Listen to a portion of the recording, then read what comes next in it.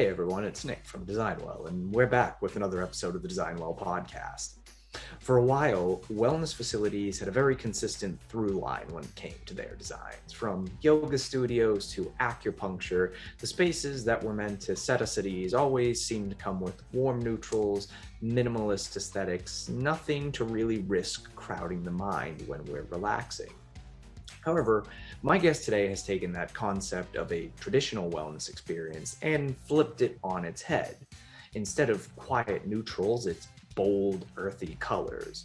Empty space leads into grand, flowing murals and artwork along the walls. The facility itself has its own unique character, as noticeable as any other person, and it's that character that Jon Contino, founder and creative director of Contino, wants to explore when diving into these types of facilities. So, while we have Jon with us, we'll be exploring how this translates into a recent project at Dr. Wilkinson's Backyard Resort and Spa in California, while also getting to learn a little bit more about Jon himself along the way. So, without further ado, on to the conversation. Thank you for tuning in. If you liked what you saw, be sure to hit the like button on your way out, and also subscribe to Designwell's YouTube channel and hit the bell icon if you want to stay informed of any new updates. Alternatively, you can find any of our podcasts over on Apple or Spotify and leave a review there.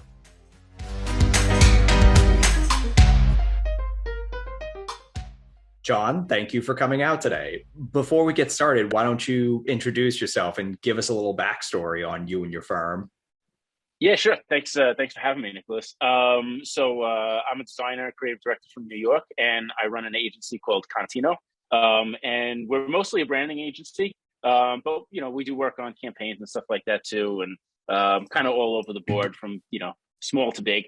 But a lot of what we do is we work in entertainment, sports, restaurants, hotels, basically a little bit of everything of places where people like to enjoy themselves. That's kind of where I always try to keep us in that lane where we're always doing fun stuff.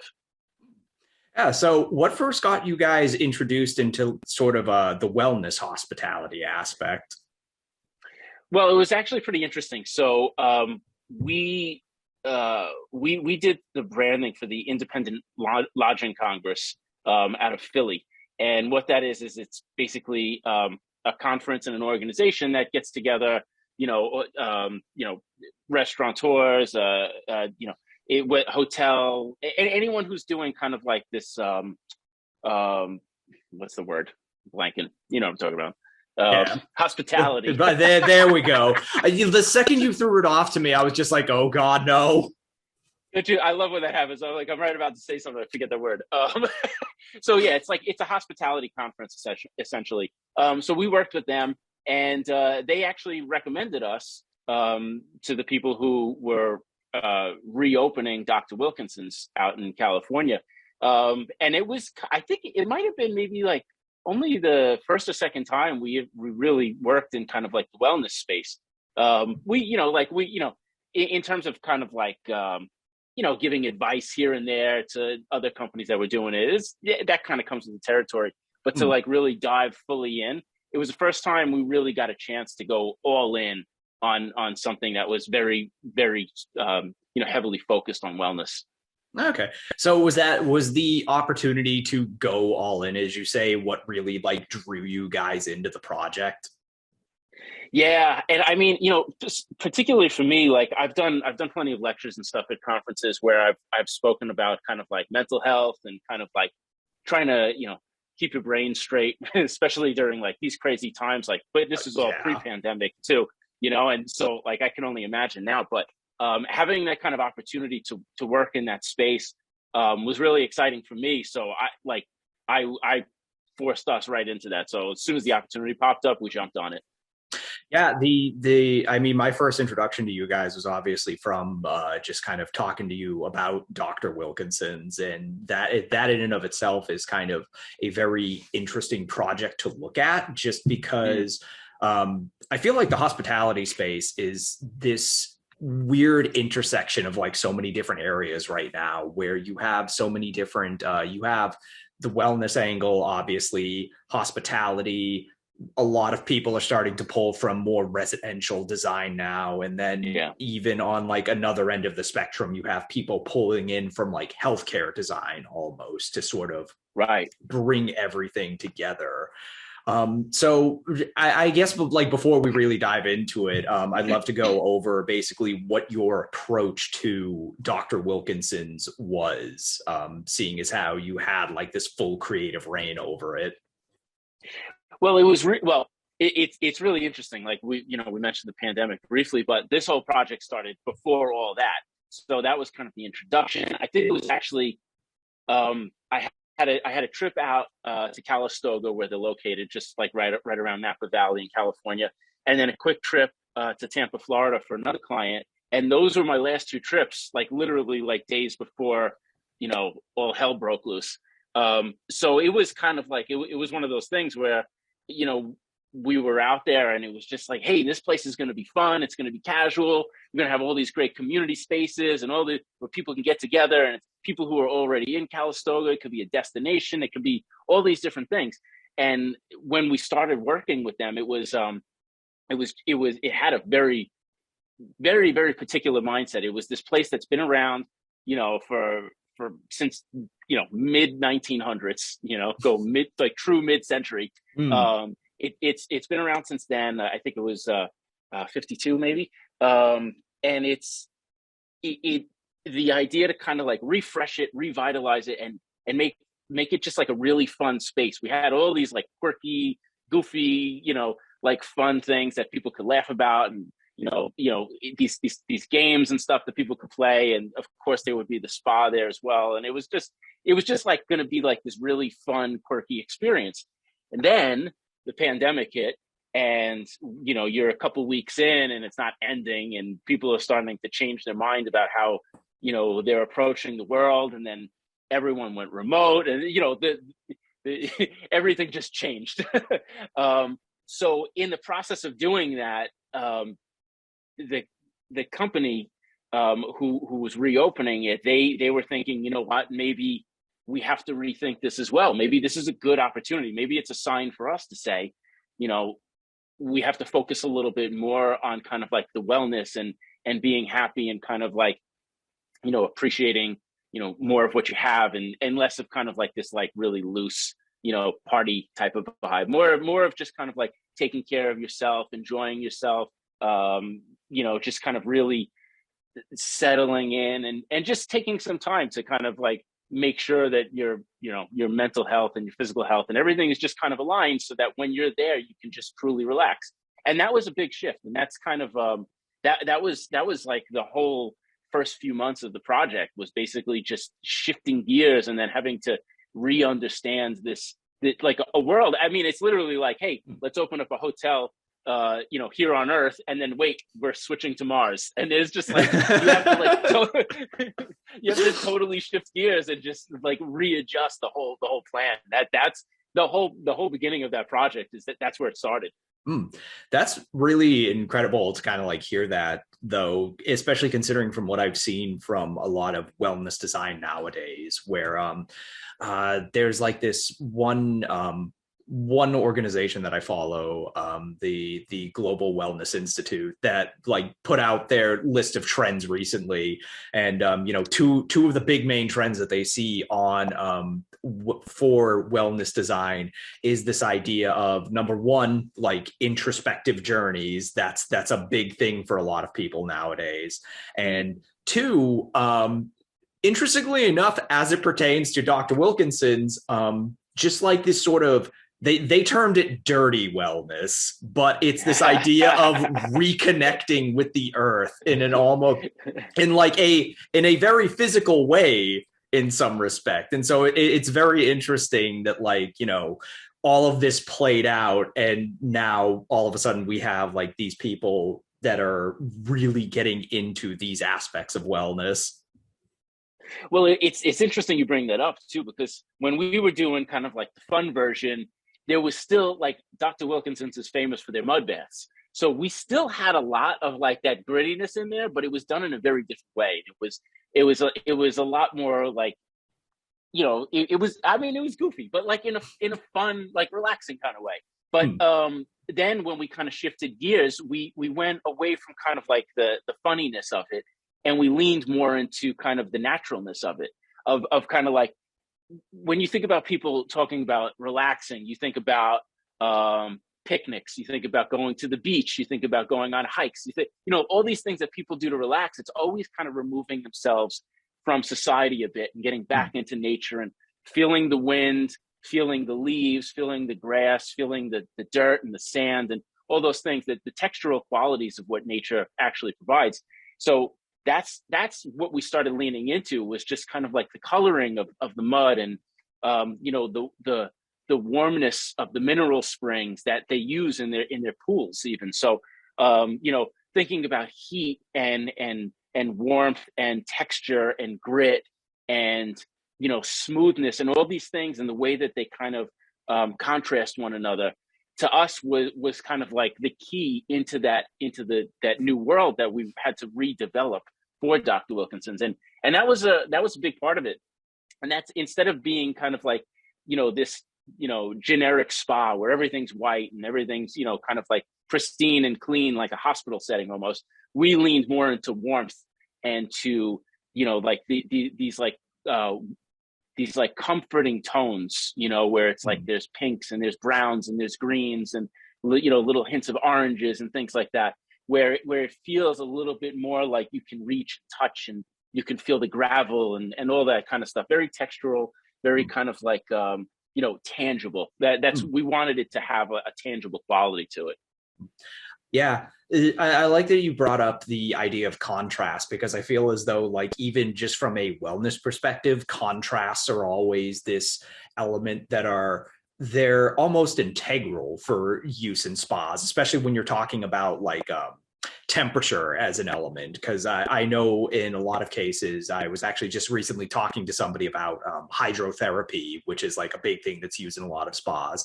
But it's that idea of contrasting hot and cold, that like shift between the two, that where the actual like wellness healing aspect really starts to kick in. Well, it definitely has that. It definitely has that sense of like, you get into that steaming hot mud bath, and then you can go into like basically an ice shower after it, or an ice bath or something, and it has such a refreshing quality. Like, as soon as you try it, it's just like you can literally feel your skin breathe. Yeah, no, I feel it's one of the reasons why it's like, I'll always love to. I personally always love to go to the beach during the fall. It's exclusively in the fall. So I live over on the East Coast. So figure like Boston, Maine, like those types of beaches. I always like to go there during the fall, because I like to go in, get absolutely frigid in the water, and then just throw on like a sweater over that and like warm up at a pub later on. Like that's so funny you say that, because I do the same thing, except I do it the opposite. When I was younger, I bought my dad, my brother, and we all bought jet skis. We bought these used jet skis, and I grew up in Long Island, right on the ocean. And what I would do is, we would all say, if I was working, or my brother was coming out of school or something, whatever it was, we would all make plans to go meet somewhere, and we would bring the jet skis out and something. And I would, especially on hot summer days, I would drive there with all my windows closed, with all the air conditioning off. Like, we're talking like 90 degrees. And I would just bake. And I would just bake as hot as I could be till I couldn't take it anymore. And then I would get there, because I knew that as soon as we got on the water, as soon as you got sprayed, you would get that cold ocean water would hit you in the face, and it would just feel so amazing. So yeah, there's definitely a lot to, I mean, that does sound like complete opposite end of the spectrum, but it's, oh God, I can't imagine being cooped up in a car like that for that amount of time. But I vibe with it. I really vibe with it. But like, just getting back to this idea of contrast, and also I like that you brought up earthen tones, because, when you look at some of the design you guys did for Dr. Wilkinson's, it still manages to be very colorful. And I feel as though that it might just be my own preconceived notions of, when I hear earth, I am so used to just like beige, like varying levels of beige. But then, like you said, it's like you're pulling from clay, you're pulling from water, you're pulling from mud. So it's like clay has all of these like nice, rich reds and oranges. You have the browns and the grays with mud. You have the blues with the water. And you guys really do a good job at like kind of pulling that up out of the earth and kind of splattering it across the walls. Yeah, I appreciate you noticing that too, because it's one of those things like there's a lot of like design standards, like you said, like when you hear something, it means this, but as soon as you start to dive deep into it and you really look at it, and especially with like earth stuff, right? If you just go out into a yard somewhere and start digging, you're not just going to see brown. There's going to be so many colors in there, and there's a lot of things that like the earth gives us all of these colors to work with. And it's just because like some of it is like the majority. So that's like where your brain instantly goes, but there's so much in there that you can really like if you pull out a neon color at some point, or you pull in like a crazy, weird contrasting color, it's when someone looks at it, they're not going to feel like it's alien. They're going to feel comfortable with it. It's going to, and you might not know why, but like, you'll be like, well, I've seen fertilizer before, and I've seen this, and there's always like a bright green or a bright blue, or when the leaves change color, you get like those like sharp like neon reds almost. And there's like nature does provide these colors. It's just sometimes maybe you're a little too nervous to kind of make that leap and use it, because it doesn't fit into what we as humans like kind of like project as like standard earth colors. But they are there. And especially, like if you go underwater and you look underneath the ocean, there's a rainbow of colors under there that are just like absolutely amazing. It's not just blue and green, and it's just, you have to make sure that you explore it delicately, and you use them in a balanced way, like similarly to how they are in nature. So you let those like weird little colors pop when necessary, but you don't overwhelm with it, because otherwise it doesn't make sense, right? And that's where your brain goes to browns and beiges and greens or whatever. But those pop colors are there, and it's not it's not wild to suggest that it's something that people can feel comfortable with, because I think if anything, it gives you a sense of kind of like a refreshing feel of something that you've already known from all of your life. Exactly.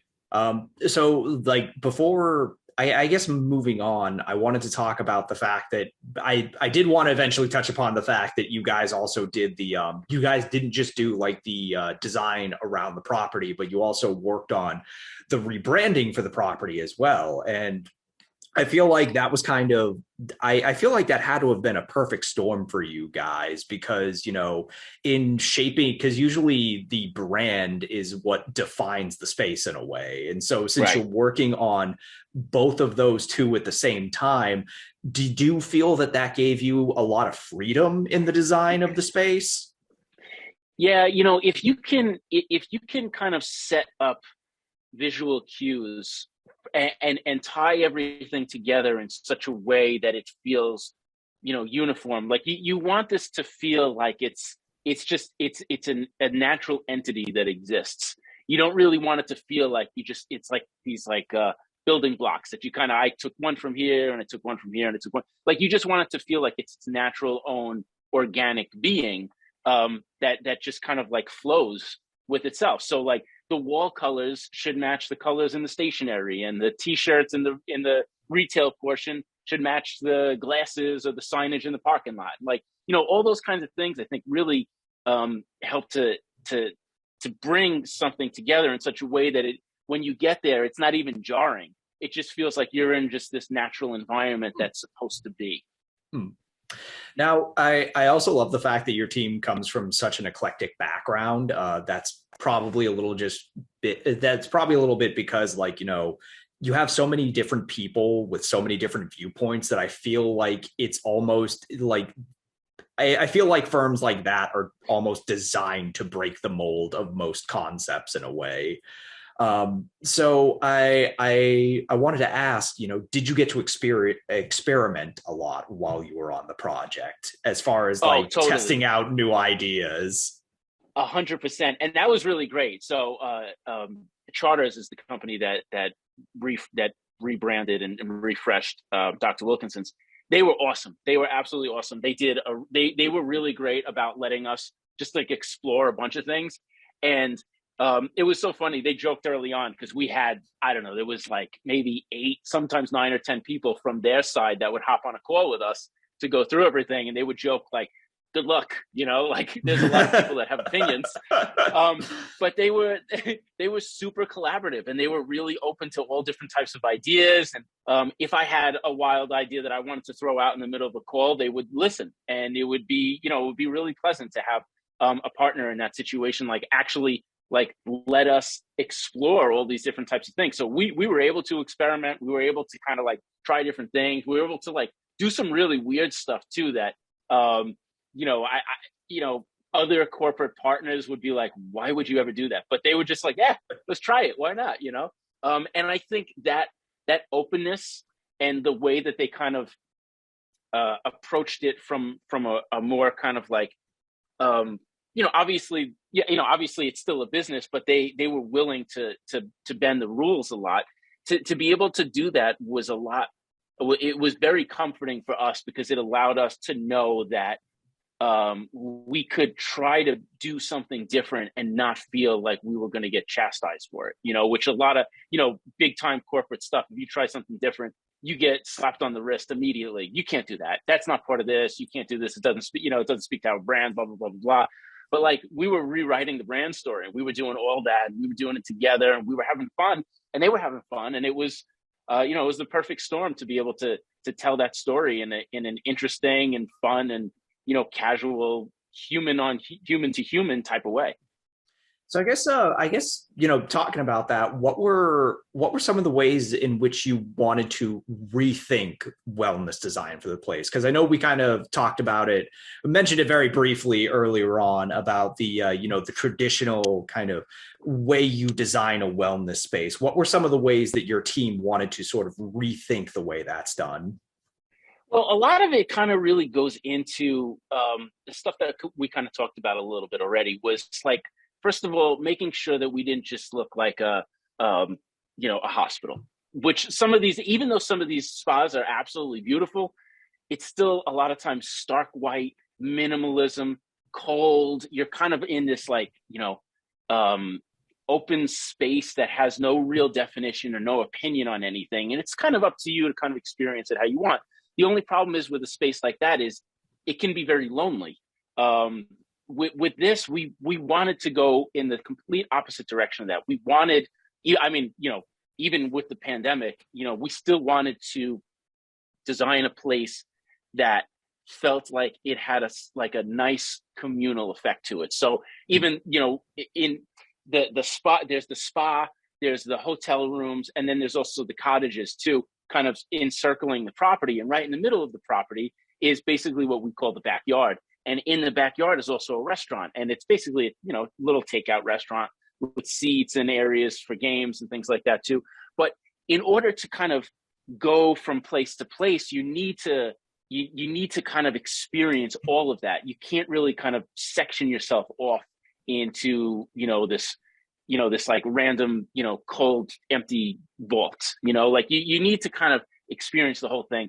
And throughout the whole experience of walking through the property and going from room to room, or room into spa, or to the pools, or, to get a drink or some food or something like that, there's a lot of this warming, comforting, the signage has, there's educational quotes. There's some quirky personality trait type things. There's some historical aspects to it from, the founders and things like that. But we tried to do it in a way that didn't feel cheesy. We tried to make it subtle enough so that if you want to look at it, great. If you don't want to look at it, it's there, but you recognize it.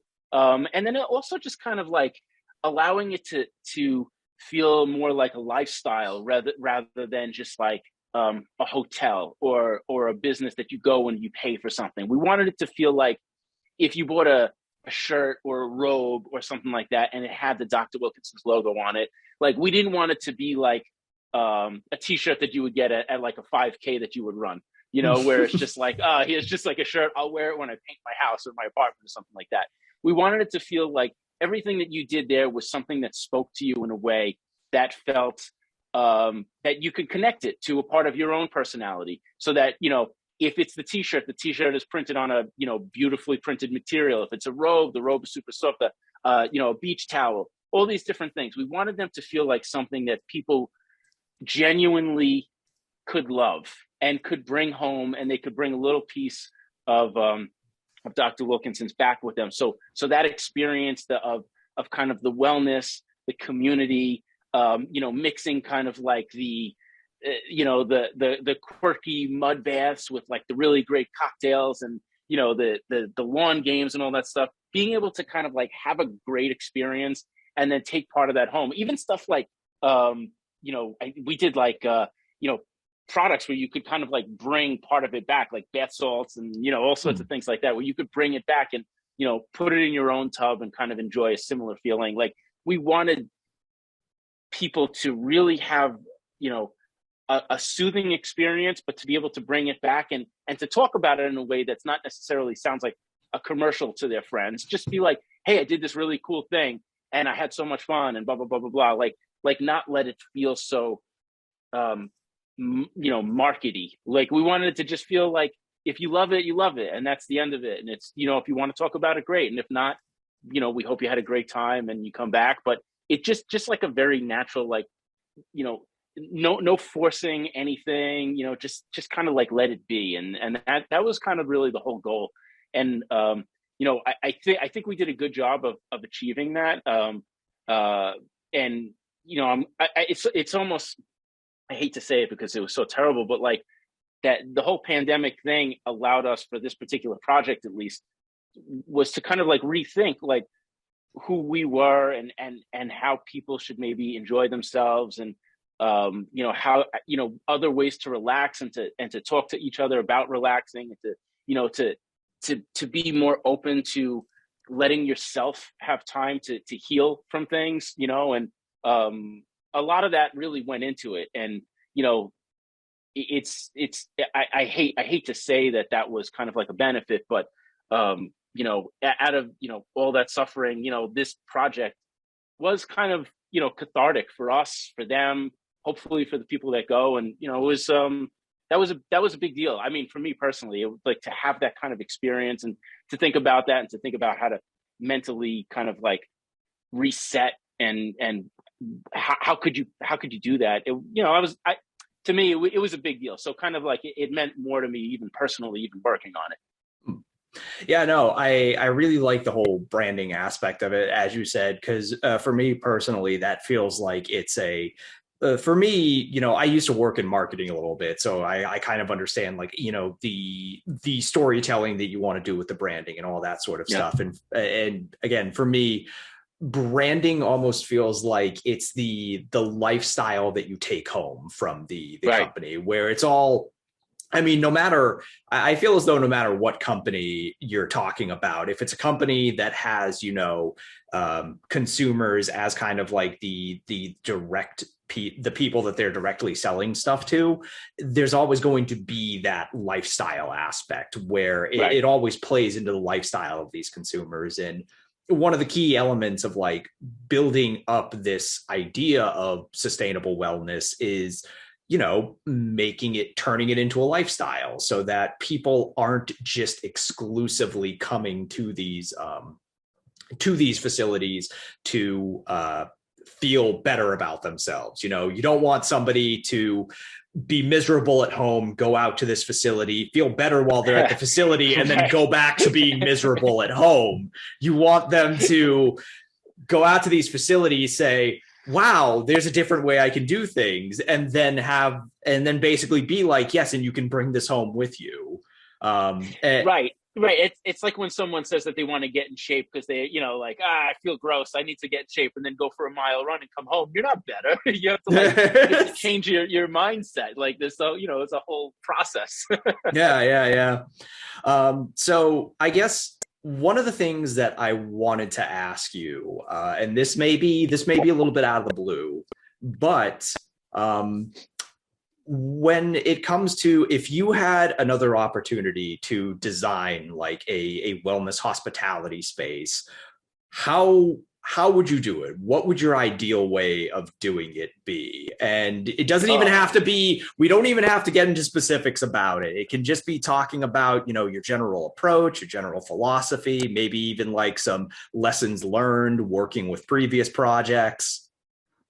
You know, that would be really fantastic, because I think with this one especially, you know, having the partners that we did, and to be able to really explore the quirky traits of what this particular property was and what it had to offer, and thinking about everything that we went through from the beginning to the end, and how all of it felt, and what we got to do, and how we actually really needed to think about it. Like, you know, like some brands are like the same product over and over again. It's like, hey, you know, like if you're talking about like craft beer and stuff like that, it's just like, just have fun. It's, you know, beer, blah, blah, blah.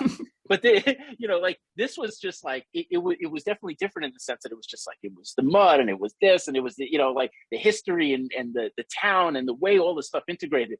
It was great to be able to like be fully immersed in all of that, and to think about it, and to see and to visit competitors, and to see what their spaces were like and everything. And I would venture to say, if I did this again, I would take Dr. Wilkinson's and amplify it by like 100. There would be, you know, like you could like really exploring kind of like the natural, you know, integration of, you know, earth and life and all these types of things. And obviously it would depend on the theme of the I was going to say, I feel whatever. I feel like it would be like a wild concept, you know, just talking to just hearing you talk about Dr. Wilkinson's. It definitely feels like it's something that, you know, you almost want to be like hyper aware of, you know, what kind of space you're walking into when you're thinking about these sorts of things. Well, I mean, you think about it, right? Like when you are designing like a home, you know, and for people who really want to like lean into the home thing and really want to capture, you know, their essence, their family, their interests, their all those things. It's almost like, how do you hyper design a home for people who were there for a few days? You know, like how can you capture that so you just feel so comfortable but so excited to be there? Like what are the interesting things that you didn't expect? You know, what are the things that you just like, my favorite is like when you go to a place that has like a super comfortable couch that you're just like, man, this couch is so much better than the one in my house. You know, like little things like that, stuff that's like that stuff that you like, but is so much better. You know, and it doesn't necessarily mean it's more expensive. It's just, it takes what you think that you like, but kind of expands on it, because maybe it has the opportunity to, or it has the space to, or it has, you know, there's these other places where you can do more than maybe you can do in your own space. So I think that kind of whole thought process, and you know where it is, and you know who's running it, what's the history of it, all those things, being able to integrate all that stuff and like really pushing it so that people can come in and just really have an experience, I think is the way I would do it. But again, you don't have to be overwhelming. You can still do all those things and not smash people in the face with these ideas. You know, they can just be there and create like, this unique space where you're just like, wow, I'm in a world that's transformed and I'm so comfortable here. Yeah, I really like that. I've never heard designing for hospitality before as just kind of like this hyper condensed like home experience. Mm-hmm. That's really a good way of describing it in a lot of cases, where it's like, you know, it's that idea of stuff that you want to be able to do at home, but you are either limited in your resources of what you can actually do, or you just don't generally have the time for it at home. Right. I think that's a good approach.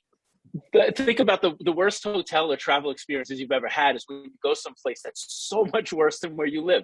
You're just like, oh man, this is terrible. I could have stayed home. It would have been better. It's like one of those, whenever I stay at like I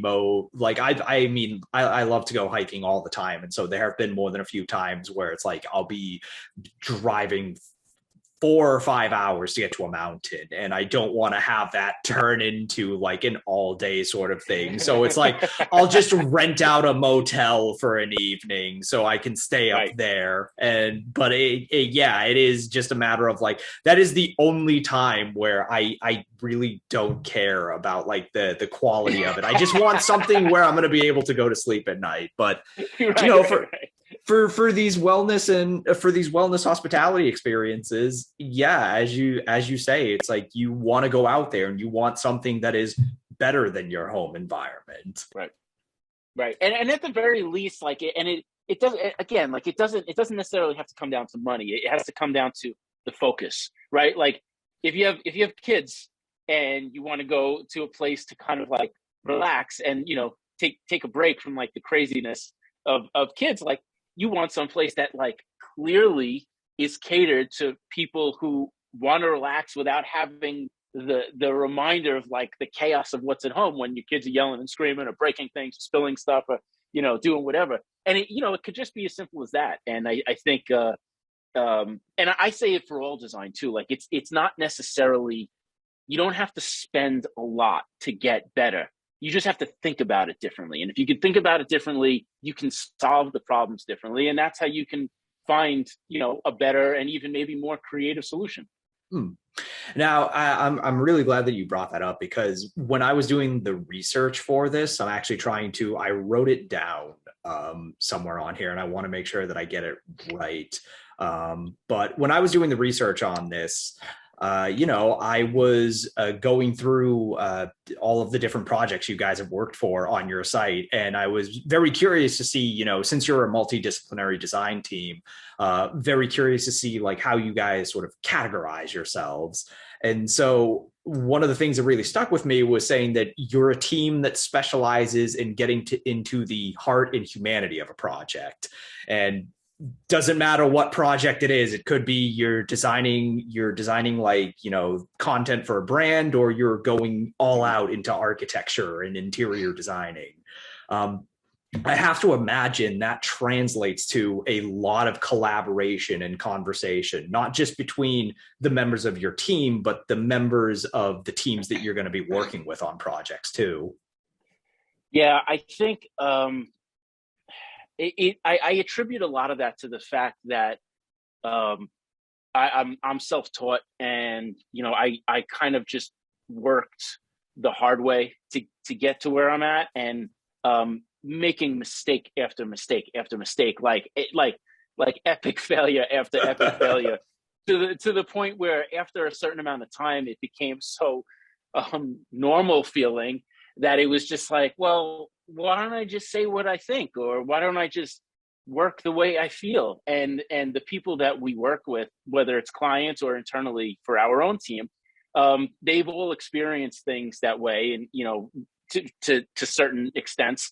But I always like to try and bring that out of everybody that we work with. I mean, like I sat in a meeting with a board with a brand that we were redesigning, with the owners and, the vice president and this and that. And we were talking, and we were like thinking about demographics and, focus groups and all that stuff. But like the owners had started this business themselves, out of their, basically like their apartment and the trunk of their car and whatever. And it got to the point where I was just like, listen, like it's one of those things. It's like, we're all going to die one day. Don't you want to have a good time before, like, even if it's your business, don't you just want to like love it? Like everybody's business gets to a point where you just like, you worry about accounting, you worry about all these things, but like, who's to say you can't love and enjoy what you do if you have that opportunity to? So it's like, I always try to put that into the brains of, every client we work with, every person on our team. It's just like, let's just enjoy ourselves. Like, we can solve this problem and still have a good time, and not worry so much about like the things that you're taught to worry about. Like, we can do this a different way.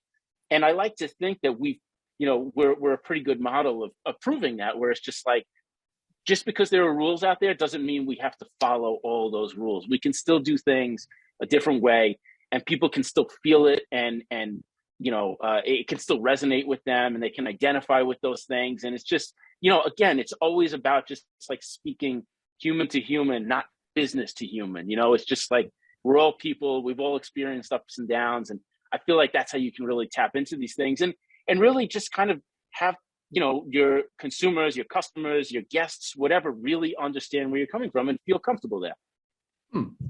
Yeah, no, that's very, very well said. I feel like that kind of, I mean, obviously I come from a different background because you're more into, the visual aspect of art. And meanwhile, I come from a very writing background, but, I kind of approach it somewhat similarly on my own writing projects where, even in a corporate setting, my main strategy a lot of the time is I'll go with like whatever choice has the most character, like the one that pushes the boundaries the most. And then I'll kind of throw it out there and then I'll just wait to hear a little bit of feedback and then I'll adjust based on that feedback. So it's always a matter of like, push the envelope immediately, and then if you might be thinking, oh, I'm pushing the envelope with this, but then they might say it's like, oh, we love it, we'll have it, we'll take that, and it's just like, okay then. Yeah, and I mean, it's the funniest thing too, and everybody notices it. Like people will call it out, I'm sure, but like it's one of those things where it's like when a brand or a company or whoever is trying to deliberately feel, either edgy or they're trying to feel like very human, but they're coming at it from a very corporate perspective, it feels the most fake, I feel those like aspects. Yeah, I feel like that's, I mean, just from I'm very immersed in like the online culture, and there is definitely, I mean, there is a culture in and of itself that has developed based off of those behaviors that people have noticed. It's so true. It's at that point you'd almost rather just have like plain corporate robot talk because you're like, well, at least I know what this is. Oh yeah, exactly. It's even worse when it's like just coming from a marketing perspective too, because it's like, you have like that behind the scenes knowledge. So you see somebody doing that and you're just like, all right, I know the exact conversation that went down during the designing of that. Can't we make this appeal more to 21 to 23-year-olds? But yeah, no, it's all about like you said, getting to know not just, I mean, there's so many different elements at play where it's like you got to get to know the history of the place. You got to get to know the people that are running the product and the brand. And then you have to know the people that are going to be coming there as well and why they want to come there and what they want to do while they're there. Right. Exactly. There's a purpose for it, right? Like there's definitely some people who just like, I want to open something because I want to make money. And sometimes those things make money, sometimes they don't. But for the most part, a lot of people want to start something because they have an interest in it and they want to do it the better way than what they've experienced. And that's, so the people who started have a mindset, the people who are going to want to experience it will have a mindset. And then you have a mindset of kind of like, well, maybe I'm familiar with this or maybe I'm not, but either way, I'm going to be immersed in it. I'm going to learn about it and maybe I'm going to learn more about it, figure out what I like and what I don't like about all these things. And it's just about taste and the opportunity to experience something different than your normal day to day. Yeah, I love it. I love all the work that you did with Dr. Wilkinson's regarding that. And, I really hope to see more of that in the future from you guys, just from looking at all the projects that you've done with Contino. It's like I said, I'm just a sucker for like the branding coming from like a brand marketing perspective. So it's always nice to see these like really creative, like obviously like a lot of conversation and discussion went into like the design surrounding these, where it comes out feeling like there's a character at the end of the day. And well, especially you as a writer, you understand that. I mean, when I talk about branding, I always try to describe it as like creating a brand is like writing a novel. Like it has to have character, it has to have, like it has to have depth. It can't just be one thing that goes the whole way. It has to be well-rounded, and it has to be able to speak to happiness and sadness and anger and excitement, and it has to be able to encompass all these things, because that is what the human experience is. So you can't always be excited to go somewhere. Sometimes you're not excited. Sometimes you have to convert people. Sometimes you're super excited and you need to welcome them and warm them for being so, excited, for being in that mindset. So like, there's a lot of like, you need to develop the voice, and the thought process to developing that voice is the most important part. If you can understand who that brand is as a character, as a personality, then I think the everything else falls really easily. And then it's just, it defines itself after that. And then the wellness, it just fits in so well with the wellness aspect of things, because at the end of the day, wellness is a lot about character. It's a lot about people kind of finding something that speaks to their lifestyle, and the only way they're going to be able to find that is through something that has a lot of character, is able to kind of tell this story that really speaks to other people's experiences. So I feel like, yeah, I don't know if you guys originally intended to ever get into wellness when you first started Contino, but it's something that, strikes me as, it's just something that's so well suited to wellness design as a whole.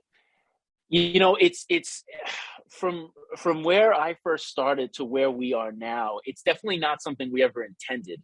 But looking back on all of my personal experiences and the experiences of my team members and stuff like that, it's such a natural progression, especially as you get older and like I have kids and I've experienced so many different, like I've re-experienced so many different things just from like being a parent and, seeing what they go through and remembering how I went through it and how I dealt with it and, certain ups and downs and all that kind of stuff. And it's just like, I've learned so much about my own personal wellness and mental health and things like that. It's like, getting thrown into that environment and working with it felt like a natural fit, so hopefully we get to do a lot more of those in the future, because it was a lot of fun. And like I said, it was pretty cathartic at the same time too, especially with the timing.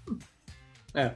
Well, thank you so much for joining me today. It was great to talk to you more on this, and I really hope we're able to meet up in person at some point. I don't know where it may happen, but there might come a day. It's so true. Yeah, likewise, Nicholas. Thanks again for having me. It was a really fun conversation. It's something I really enjoyed talking about, and hopefully we get to talk about more in depth one day too.